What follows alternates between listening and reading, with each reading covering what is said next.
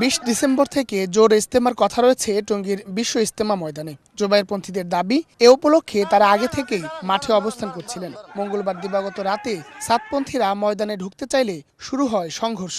লাঠি এবং দেশীয় অস্ত্রের আঘাতে আহত হন বহু মুসল্লি।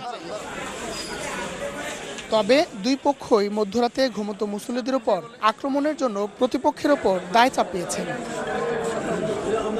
বুধবার ভোর থেকেই একে একে ঢাকা মেডিকেল কলেজ হাসপাতালে আসতে শুরু করেন আহত মুসল্লিরা। কারো মাথায়, কারো শরীরে লাঠির আঘাত।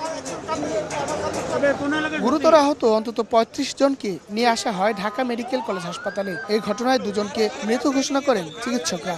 তারা অতর্কিতভাবে মীমাংসিত জিনিসটাকে অতর্কিতভাবে রাত্রে 3:30টায় অন্ধকারে দেশীয় এবং বিদেশি অস্ত্র দিয়ে ৬০০-র অধিক ছাত্র আমাদের সাথী ভাইদেরকে আহত করা হয়েছে। ওদের মানে ছুরি ছিল ওনাদের কাছে, চাপাট ছিল, হাতুর ছিল, রড, মানে যত অবৈধ অস্ত্র ছিল ওনাদের কাছে ছিল। তবে এটি পরিকল্পিত ঘটনা বলে দাবি জুবায়েরপন্থীদের।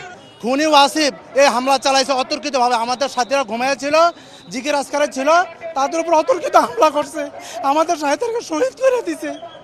আমরা বিচার চাই। সন্ত্রাস বাহিনী নিয়ে তারা মাঠে জোরপূর্বকভাবে ঢুকছে। ঢুকা মনে করেন, দেখেন কিভাবে আপনারা তদন্ত করেন। টঙ্গী তাদের একটা মসজিদ আছে, ওই মসজিদে ব্যাপক সাথীদেরকে নিয়ে 4টা-3টা বাজে এই হামলাটা চালাইছে। এদিকে দুই পক্ষের আহতদেরই ঢাকা মেডিকেলে নেওয়া হলে সেখানে দফায় দফায় হাতাহাতি হয়। এক পর্যায়ে নিরাপত্তার জন্য পুলিশ ও সেনাবাহিনী মোতায়েন করা হয়। হায়দার আলী, সময় সংবাদ, ঢাকা।